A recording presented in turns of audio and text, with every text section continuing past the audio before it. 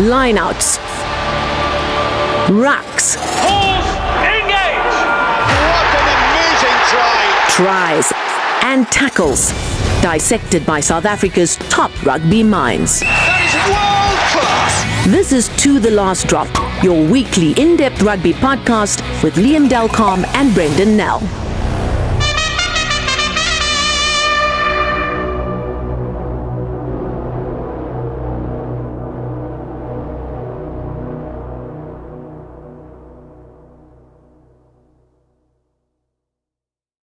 This is To The Last Drop. I'm Brenden Nell. And I'm Liam Delcom. Liam, it's a weird week. It's in the middle of the Six Nations. It's a big North-South derby in Cape Town. And we've got a special guest tonight. So, a huge week for rugby, even though there's not much other rugby going on in South Africa. Well, for our guest, we might as well tell our listeners and our viewers who that guest is. It's Stormers Director of Rugby, John Dobson. So it's a big week for him and for the franchise because this is an opportunity to get back on the bike, as it were, and get the campaign, give it a bit of a kickstart because they haven't been that successful on the road. They are, however, unbeaten at Cape Town Stadium, and they're hoping, starting this weekend, to turn that into a bit of a fortress, as it proved a few years ago on their way to the championship, the inaugural championship. But it needs to start this week. Well, they don't really have much room to maneuver because if they don't do it this week, then then their top 8 position is also in doubt, and they've got a lot riding on this game. The Bulls are just as desperate. They want to break their duck in Cape Town for the first time in the URC. So they've got a lot to play for. Also a bit depleted, injuries, both teams. So it's going to be very interesting. But yeah, let's go straight into our interview with the one and only John Dobson.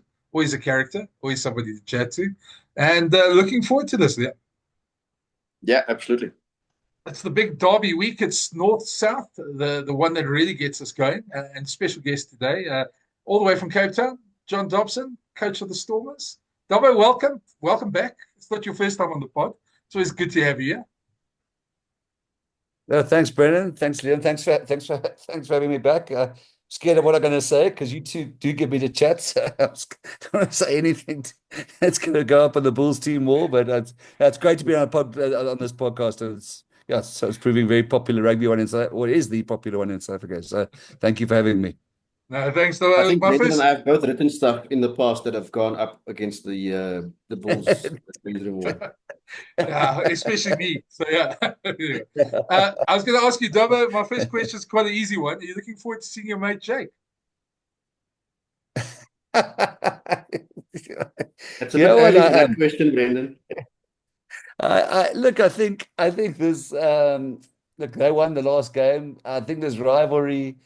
It's great. Look, from when I spoke to our head office today, we'll sell out. It looks like quite comfortably for an ordinary league game, and a lot of that's to do with the hype of North-South Bulls, Dobbo, Jake. It's a lekker occasion. I won't be saying that on Saturday afternoon at 1:30 when I'll be self-medicating with that. But I think.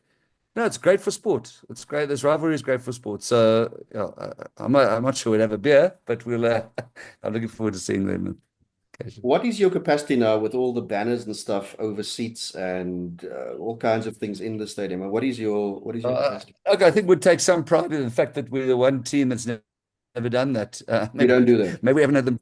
We're at.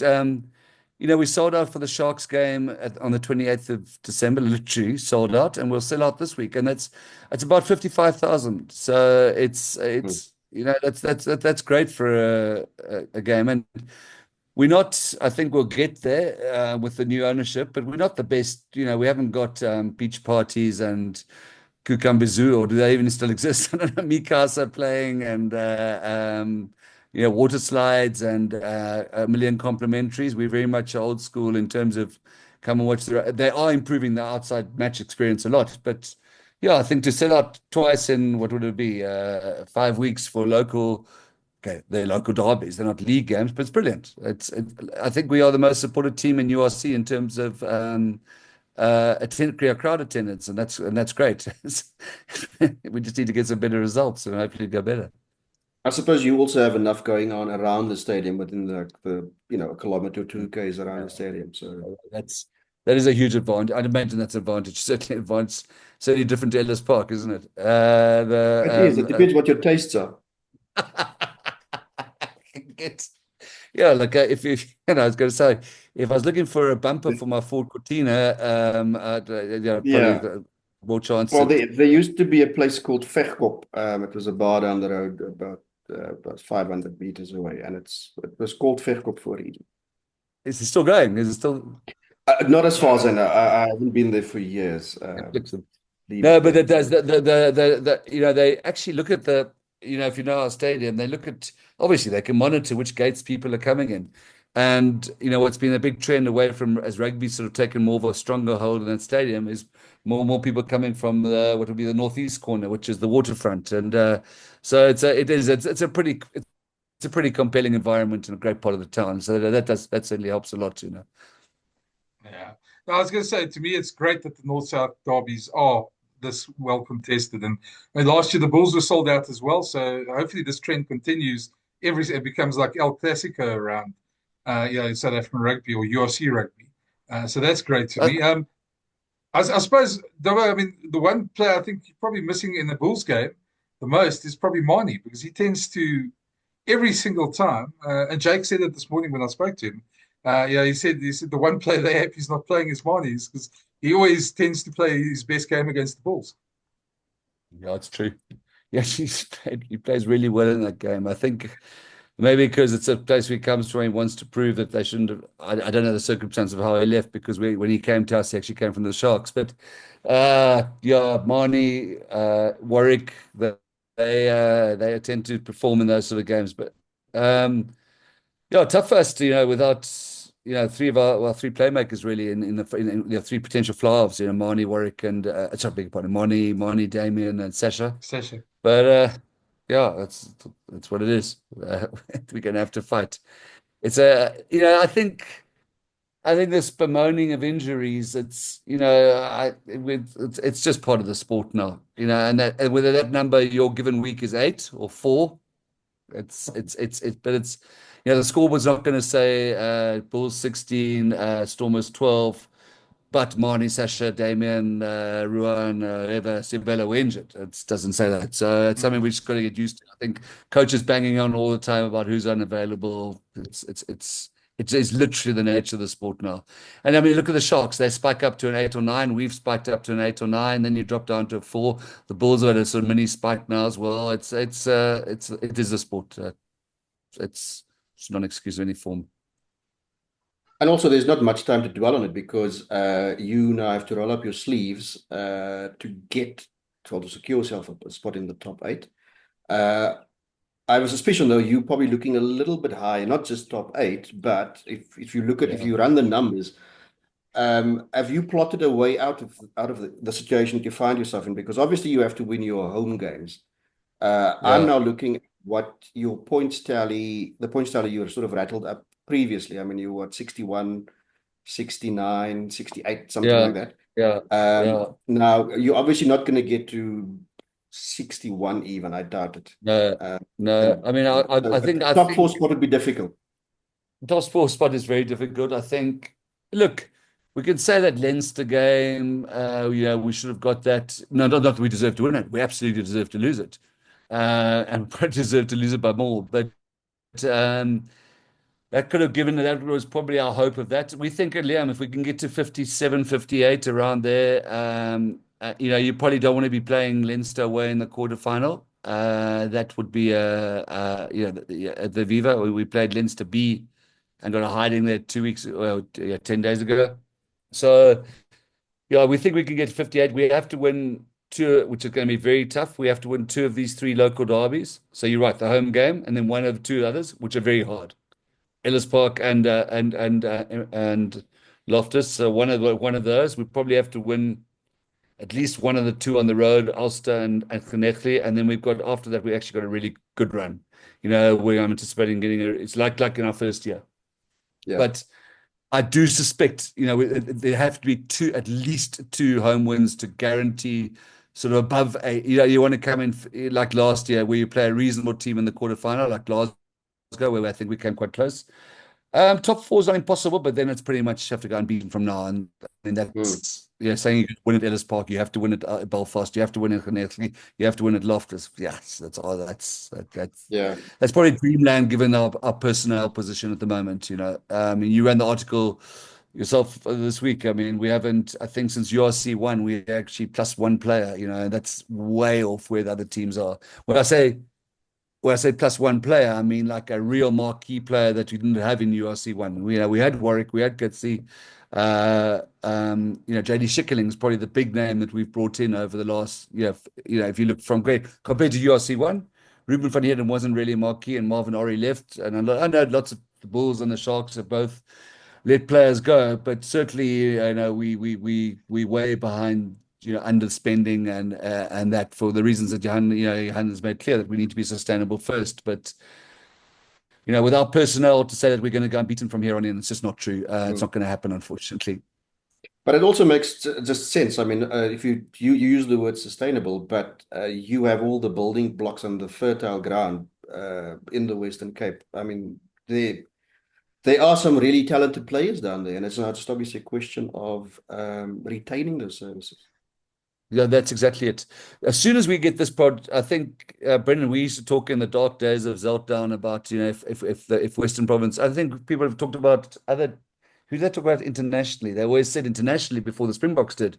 If the Springboks got organised, and I felt like the same applies here. Whether our feeder system to keep the players. All our stars that are playing around the country. Quite a few of them playing on Saturday, I presume. So we're playing for the Bulls. So who were born here, schooled here, or university here. So that's what we have to get right. We're making progress with guys like Marcel Tiernison, and I know they don't come from me originally, but they came as kids. Marcel and Andre Henrico Fent and them and Suleiman Hartzenberg all getting towards 50 caps, which is important. That's how we're going to grow. We're not going to be a team that, we wouldn't have gone out to the market and got Kobus Reinach if Herschel and Paul had stayed or didn't leave at the same time. So that just was just such a big gap that we had to fill. But if we get organised this pipeline properly, which I think other unions have benefited from over the years. Look, you can never keep everybody. If you look at the number 8, so you've got Franco Horn at the Lions from Parboys High. His successor there was Evan Roos. Whose successor there was Cameron Hanekom. Now you're never going to keep. Let's say we kept Franco Horn. Evan Roos then would have gone. Well, he did go to the Sharks at first. If we had Evan Roos, if you were Cameron Hanekom, would you sign at the Stormers? If thinking so, that's always going to be a bit of a challenge for us. But if we properly organise, we can identify better. We're going to restart an institute. We're going to take a view that we've got 3 years to keep this team together and build it and try and allow us to go deep into Europe rather than being a team that's going to write up big checks. I mean, I hadn't told you directly, we're not going to go that route.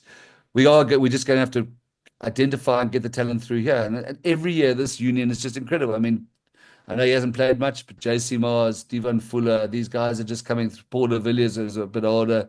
These guys, Johnny Roach, they just come through the ground trees in the Western Cape. So we do have an advantage there in that respect. So, I was going to ask, part of the problem, though, for me, if I look at bringing through the younger players, and we know none of the franchises are going to be able to bring back too many players from it. You bring back the odd one or two, like the Kobus Visas or JD Schickerlings, those type of players, but you have to develop your own players. But part of that problem is outside your main 25 odd players, the next 25, they're not really getting opportunities. And we've seen it with you guys when you had to go up in the Champions Cup, the Bulls when they went to the Sharks. Those guys, I mean, the Zamkar said to me that week, he said the problem is he hasn't played since the Currie Cup. Now suddenly they're going to go beat Cust in France, and he hasn't played for 4 months. And I think that's the problem with all the franchises. How do you overcome that? No, Brenden, you're absolutely spot on. So we're traveling with, we're not traveling with, that's not the word. We've got these on the books, on the roster, these 55, 57, 53 players. I think all the franchises will be in the 50s. And, let's say you've got 10, unfortunately, injured, takes you to the mid 40s, and you're choosing 23 every week. And, So they're 20, half your squad's not playing every week. And the Currie Cup's down that different slot. It actually worked, I think, from a coaching point of view. It worked well 2 years ago when it was played the same time as the URC because you have guys game ready. It really helped a lot. You could, um, but now, for example, with our lock injury, with our lock situation, Connor injured, JD injured, Gary Porter is going to have to come in on, he might come into I'm 90% sure he's going to be on the bench this week. And I don't know when Gary last played a game. And so that's I don't we can get friendlies, we can play Boerland, and I'm sure the Bulls can play Griquas or the Falca, and we'll play the universities and they can play Tuckies and that, but it's not quite the same. So this is a challenge that we're paying a lot of players, but we can't not have them because you've got to have a fourth hooker. You've got to have four tight heads. So that numbers just get to the 50s easily. But those guys aren't getting any better. So I actually would prefer the Currie Cup back in the other slot, or we have to have another form of Vodacom Cup for which there'll be very little commercial argument or support, or we must enter the SA Cup. But the problem is a Bulls B team would probably do very, very well in the SA Cup, and the smaller unions will be marginalised. So I actually don't know the solution, but it's bad at the moment, Brenden. It's really.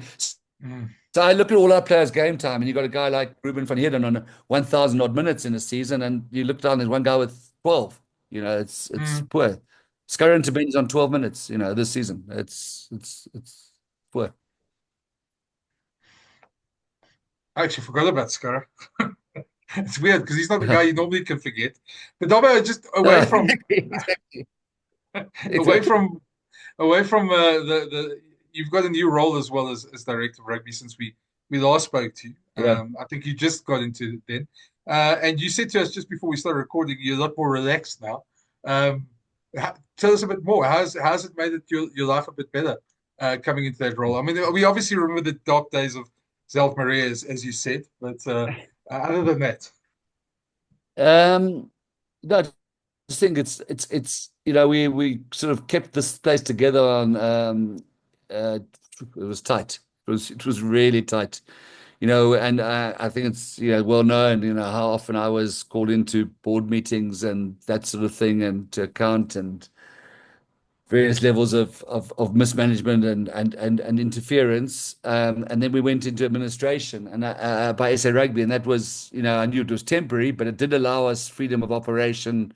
And I think other unions are probably irritated because SA Rugby underwrote us that we could pay our salaries.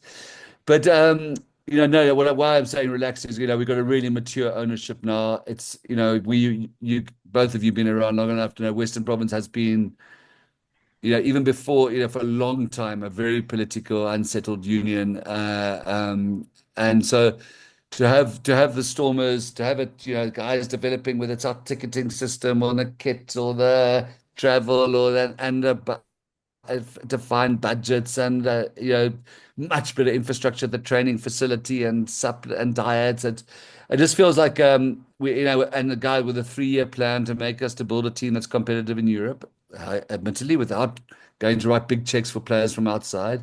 It just feels like these guys they're not taking a short-term view. I mean, I think they would like, and I also would have liked a couple of better results this season. But I would say it's more relaxed. And also, we're going to reopen an institute. I'm sure that'll happen. Institute, our recruitment's going to get much better. It's a much more professional organization than we were. So, it doesn't give me a free ticket in terms of results. But I think that the combining of the roles, and I think was about, I want to have the Stormers to look like a certain environment. I think you've got director of rugby and a head coach. Then there's a case that you don't have that. You don't have that alignment of what you're trying to do in the organization, which is grow our own talent. I think at some stage I'll have to choose. I think you can't do both forever because 21's recruitment, the institute will all become a bit much.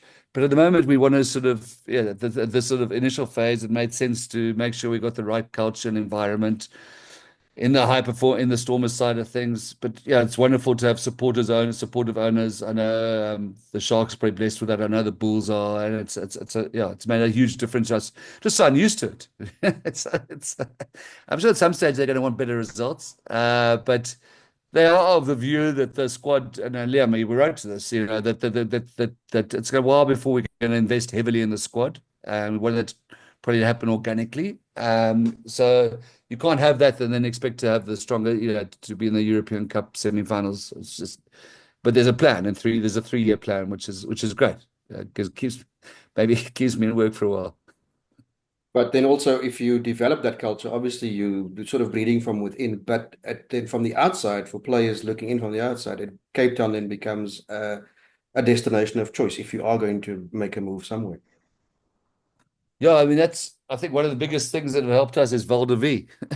Because as much as I don't like golf estates and can't play golf, and there are a lot of Springboks in Val de Vie. I mean, they're more in there than in Macquarie, and those guys want to come live there. And if you're going to play rugby and you live in Val de Vie, I'm being flippant. The fact that Cape Town I'm not being untruthful, but Cape Town's a world-class city, and I think the fact that they've got a team that's well managed, not by me, I mean administered, a team that's well administered in a great training in a great stadium. It's really the phone rings.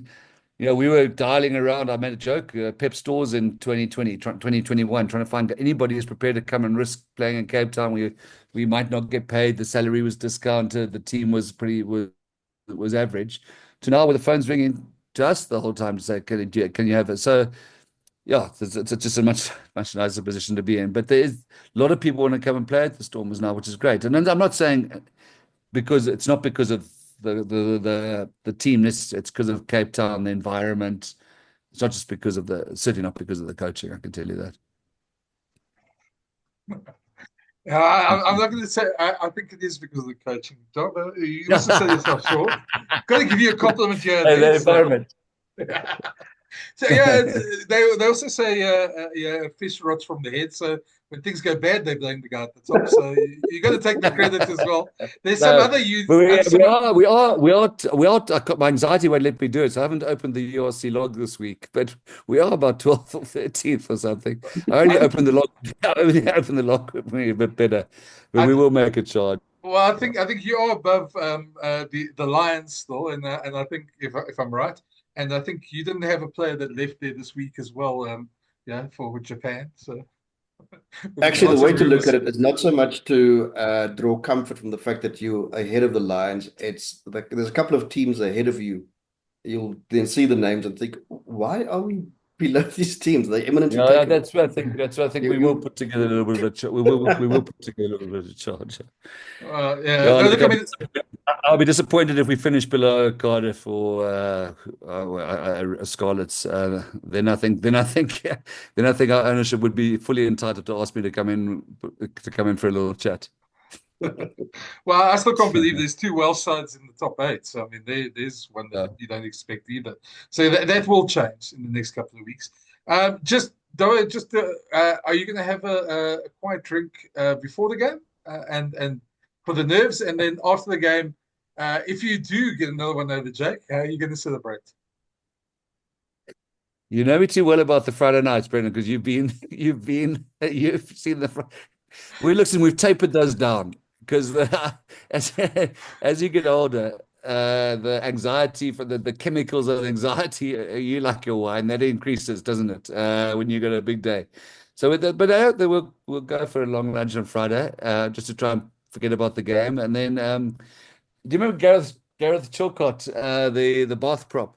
Yes. You remember that English prop with the stash, and they said to him when he retired, what is he going to do? He's going to have 6 quiet beers and then 12 noisy ones. So if we did burgle a win, that'll be a formula. But listen, there's no ways you can it's going to be an unusual looking Stormers team. I think our pack is robust and big, and solid.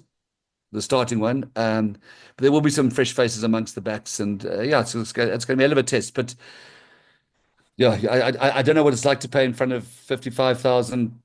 How many Cape Townians screaming at you? I don't know what effect that'll have, but it might help us stay in the game and give us a chance of snatching something. I was going to sneak in a last one there. Just want to ask, how do you prepare for Willie le Roux? Because he's also one of those players like Marnie who can blow hot and cold on any given day. And that's actually something that's come up in the coaches' meetings. We don't know what position he's going to play, and they're 3. I mean, he made a massive difference at Ellis Park. There's been talk of him at 10, and I think which is challenging. I do honestly. I think it's very similar to Marnie there. Well, not similar player. I mean, Marnie might do more breaks and stuff, but his distribution and X factor there's incredible. Or if he's playing at 15, so that Villiers issue is an issue for us, because we don't know where he's going to be. But we have to plan. Look, the bench, you don't have to plan for the bench, but we've got to plan for 10 and 15 because they tell too much. But they're not dissimilar. So whatever plans they're probably making for Marnie would have been making for Marnie probably the same ones we're making for Villiers at 10. Well, it keeps us all, I suppose. Funny they pick him at wing. Okay. No, I don't think so. He wasn't training there. No, of course not. Of course not. Yeah, It started 4 tests on the wing, so it's on the Has he CV. started 4 tests on the wing? Really? Yep, started 4. Oh, To be fair, it was in his first year, so all of those will be in 2013. okay. In fact, I think one of those standout performances, the game against the Wallabies in Brisbane. Yes, I was there. Yeah, the standout performance. yeah. That was on the Zane Kirshner was at fullback for that one. Yes, Mm. You're right. No, I remember it now. Dobbo, at least it keeps us engrossed and gives us something to talk about. And it's going to be a fascinating game on Saturday. I think our nerves will be a bit better than yours. So, but good luck. I hope it's a great game, and I hope there's no injuries, whatever happens. That's very kind of you. I hope rugby's a winner. I don't know. I hope the Storm is off. They can have my 12 noisy ones. We'll see. That's good looking. For all the nerves and hype, it's great for South African sport that we could have a derby like this. You're right, because do you remember? Sorry to drag you on, but we all witnessed the demise of Super Rugby from the Super 12, and one of the arguments for the conference system was the local derbies, and they completely petered out, didn't they? They completely, and that's one thing the URC, I don't know if it's just have done, is got these back, and I think it's fantastic. Yeah, it doesn't make for say. I'd have start self-medicating on Friday at about 2, but it's good for rugby. Well, good luck, Owen. Yeah, may the medication work then. And we'll chat to you soon. We'll probably see you when you're up here in Pretoria in a couple of weeks and see if you I will just as definitely. relaxed. Thank you. Thanks a lot. Cheers, man. Cheers. Thanks, cheers. Now, it wouldn't be right if we do the one side of the fixture and not the other side. So while we didn't have Jake on as a guest this week, I did catch up with him this morning and had a bit of a chat to him about just going to Cape Town and trying to win there. So I posed a couple of questions to him. So have a listen. Jake, obviously the Storm is going to be desperate with their log position. Yeah, I know.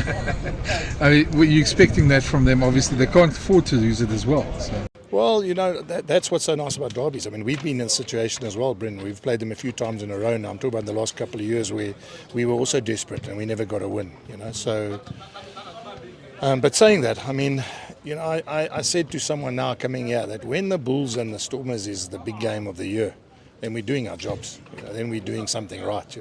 The day that people don't talk about the North-South derby as the big one means that we're not doing our jobs. And all I hear now is there's 40,000 tickets sold, and that makes me happy because it means that people still see the North-South derby as one of the big clashes in the calendar. And so we also want to be desperate to win. We want to finish as high up as we can because we know what home ground advantage means in the back end of the competition, and therefore we need to win these games as well. So it's going to be an interesting clash, and I'm looking forward to it. Anything different that you're doing? I mean, you guys haven't had that much success in Cape Town. I mean, you've got the monkey off the back last year.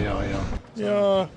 Try to find another hotel, to be honest, and I don't mean that we thought maybe we changed a lot of other things that are happening in and around Cape Town that don't make it that easy. And that was just something we discussed. I mean, I'm not saying that there's anything wrong. We just thought maybe there might be a way in changing the stimulus a little bit, But I'm not superstitious at all because we've never played the Stormers first week in February when we third on the log and they 12th. Never played the Stormers when we haven't had a 10 that we can start with. We've never played the Stormers, without their number one lock and their number one fullback in Damian Willemse. So to be superstitious and go, we need to change this, we need to change that because it's not working is, as I said, the venue is probably the same, but it's a completely different game. Just you don't have both your captains for this game, and I'm not sure who else is not available, but no, those two on top. But you know, Brendan, one thing that I've said to you guys many times, and you've been with me for a long time now, is Robis is captain, Marcel is captain, Ludwig's captain, Nazamka's captain. You know, so we're not in a situation where we won't have leaders on the field. I'm comfortable that whoever takes the armband is going to get help from the other three or other four that are on the field. And, I don't believe it's just the captaincy that's going to win it this week. It's going to be everyone on the same page. Yeah, just Jake obviously reports on the weekend that you guys trying to sign Vidya again on that. Just after his performance at Ellis Park, the fly-off situation, just your thought process going into this weekend? Yeah, let me just say, Brent, I mean, we didn't want to re-sign him. The bottom line is he had an option to leave, and I think what's happened is he's probably rethought about the fact that he might want to keep the option of staying here, And we're over the moon about that because it wasn't our call for him to leave. It was just an option of 2+1. If you want to stay, we'd like you to, and if you don't, then we understand, And as it's turned out, I think I get the feeling it's not formal yet, but I think I get the feeling he would like to maybe look at an option of staying, and that's fantastic, I know he jokes about it because he says fly-halves earn more than fullbacks. So again, he'll have to go and see Edgar and work out what fly-halves get that play fullback. Because I'm not sure if it's the same as if you're a fly-half that plays fly-half. But I mean, last week he turned the game on its head. He's different. 2 weeks ago, he's definitely. We know what he offers us. We know how good he is. We know when he's on song how important he is to us. And I think it gets. We get the rubber stamp by signing him because now we need him to go into that position and no one's concerned about it. In fact, people are excited about the fact that he could play 10.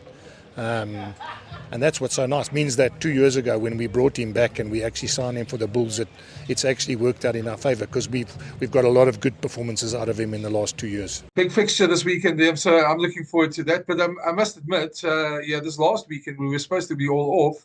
I found myself engrossed in the Six Nations. It was quite an experience. I must admit, Friday night, I felt sorry for Wales. They played a lot, but they had no reward. France just were exceptional, magnifique. I'm trying to think of a better word.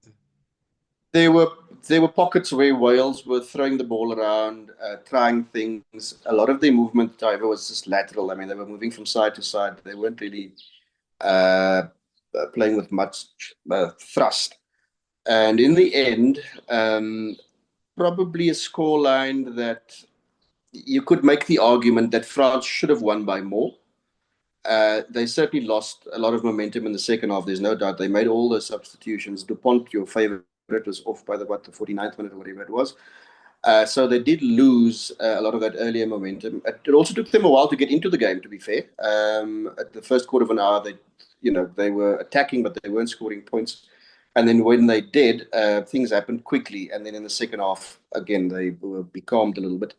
But in the end, I suppose that scoreline was kind of reflective of how the game panned out.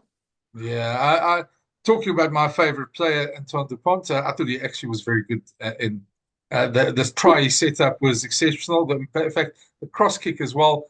But then again, as somebody said to me when I said to them that on the weekend, they said, well, when you're playing against a team that can't even score a point, you've got to look good, especially if you're that quality of player. I don't want to take it away from him. I just want to say I thought he had a very good game. And he was exceptional for me. But I just thought France in totality, when we spoke last week about their depth coming through in their game, they're two wingers who both scored tries. They were missing a bunch of players. They didn't seem like they were missing anybody. And it's going to be interesting to see what they do against England on Saturday. Yeah, of course, they'll be without Romain Intermac, who copped a red card in that game against Wales. Clear red. Yeah, there's no doubt. If you saw it initially, you thought, oh, that's a bit silly. But then if you look at it again, like, geez, did you mean it? So, clear red, no doubt. Don't know how long the ban will be, but I'm kind of expecting Mathieu Jalabert to come into the 10 jersey. That'll be less because you want to leave Tomo Ramos at fullback and get Jalabert, who, to be fair to him, when he has had opportunities for France, has played well. So I expect him to start. Yeah. It's going to be interesting. I'm not sure we're going to get the same win like they did at Twickenham 2 years ago. Well, was it 2 years ago? It was last year. Last year. Anyway, 2 years ago. 2 years ago, Was yeah. back Yeah. And so I don't think they're going to get the same win as that, but certainly they're looking like they're favourites for the title. Ireland against England started very slowly, made a lot of mistakes. England, to their credit, forced those mistakes. I thought the way England played in that first half was very good, but Ireland just adjusted in that second half, and all their New Zealand-born players came to the fore, and I mean, James Lowe, Jamieson, Gibson Park, really they were all exceptional on the day, and yeah, it's just the difference between the attack in that second half and England's attack was quite stark. Yeah, I mean, the thing with England in games that really matter, what tends to happen is that they are always up for a bit of a scrap. That's just a chopper going over here. It's probably on its way. Probably a Netcare helicopter taking something. So, yeah, look, I mean, they're always up for a physical challenge, and they kind of rise to the occasion there. But then you just also got the impression there's not enough to their game to really challenge Ireland, and Ireland have these things that they can fall back on. It's sort of hardwired in their DNA now. So that essentially was the difference in the end. I mean, Ireland were clearly the better side. Yeah, I thought Tom Curry had a great game. I thought he was really good. And I thought in fact, all three loose forwards, but what they gained at the breakdown, they lost in the line out quite badly. And especially in that second half, it came back to haunt them. Yeah. So, yeah, England again, I don't know, every time I stick to my theory that they're either bordering on world champions or teetering on disaster. They're never quite in between. And I see the same sort of reactions I expected came this week. Every columnist I read in the UK has got a plan for how Steve Borthwick can correct everything. I don't know. I don't think they're that far off, but I think to beat France, they're going to have to put up an exceptional performance because that French team just oozes confidence at the moment. Yeah, look, I mean, last year, France just about stuttered in front of their home fans against England. They won in the end. They won 33-31. But it was a very jittery performance. It was one of those games where you got the impression that please let us not lose to England, instead of just going out there and playing normally. And England ran them close. The last time they played at Twickenham, of course, France won well. 50, they put 50 on the board against England. I don't expect that to happen, but I expect France to win again. And it's again, it goes to, if you could probably go back to the Ireland game, you've got a team in its development that's much further down the road than is the case with England, and I think that will find England out again. Scotland, Italy was pretty much as we expected. The Scots started hard and fast. Went up 14-0. Italy came back at this stage, really clawed their way back.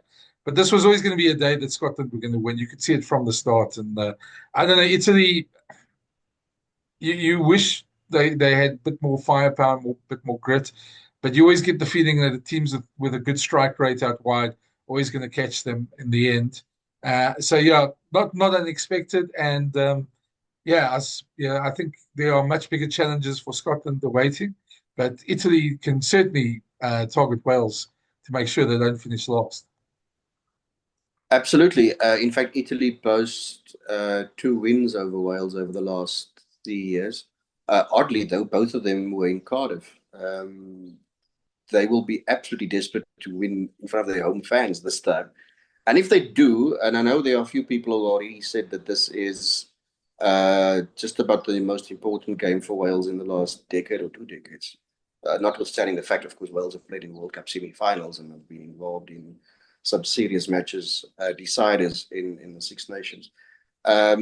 It is going to, I suppose, fuel the debate about who should be playing in the Six Nations if Wales continue this losing streak. Because if they lose this one, it'll be 14 in a row.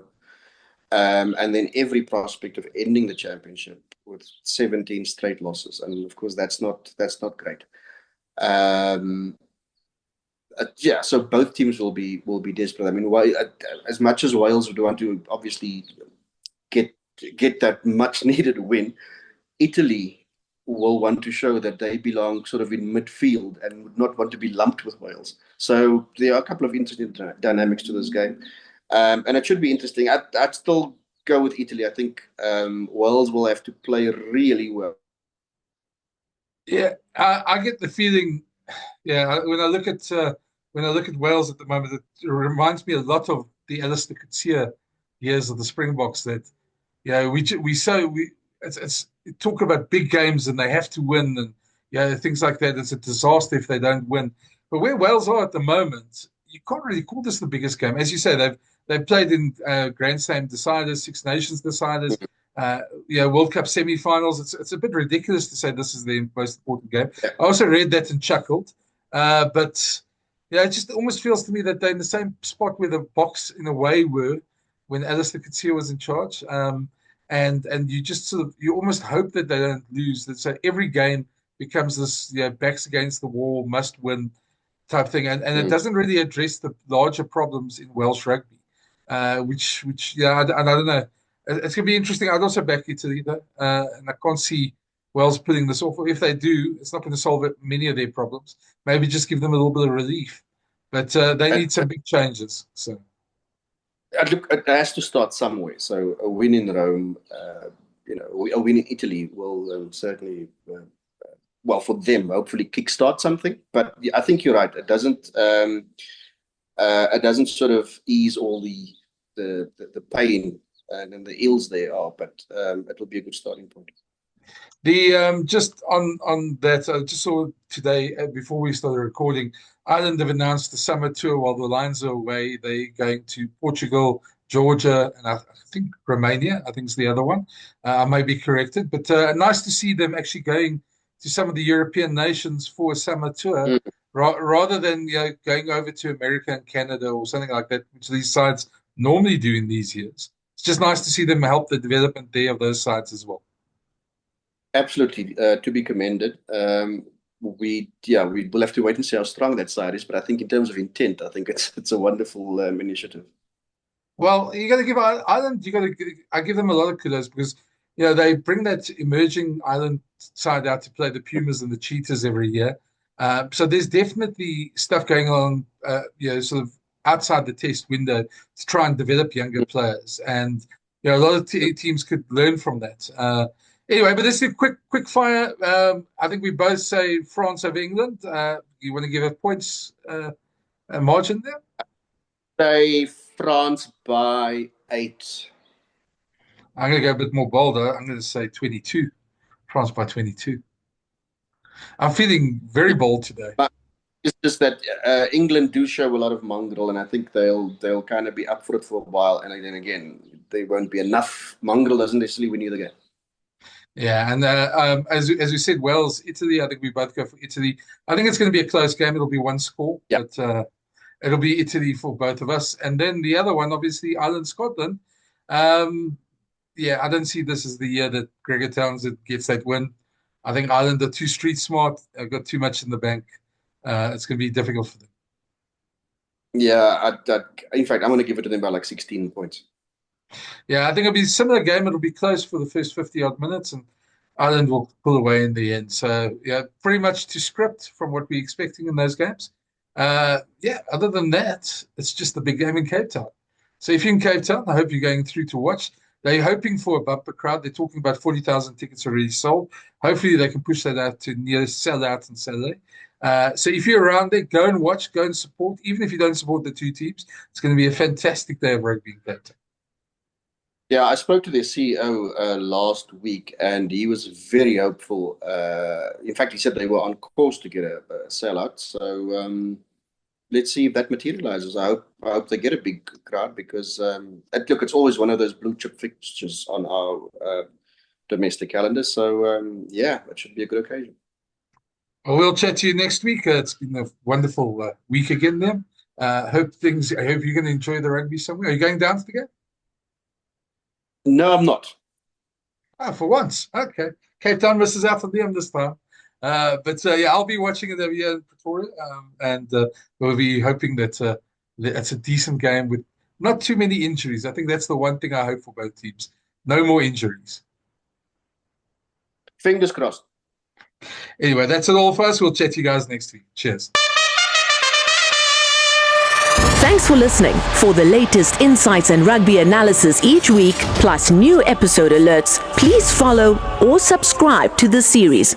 Or find all episodes at jacarandafm.com or the Jackpot app. That is world class.